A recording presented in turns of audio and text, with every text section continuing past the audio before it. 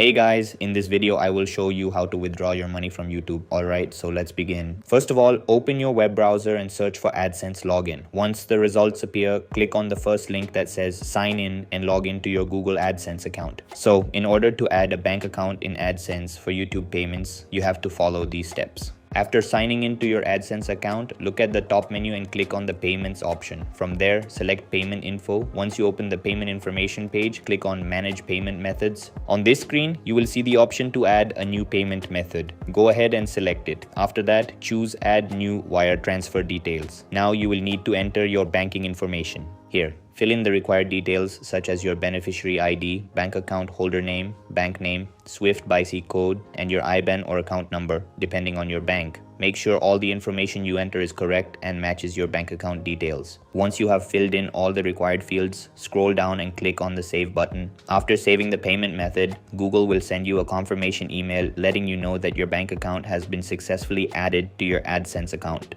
After completing these steps, your payment method will be set up and you will be able to receive and withdraw your YouTube earnings through Google Adsense, and that's it. So that's basically how you can withdraw your money from YouTube. So that's all for this video.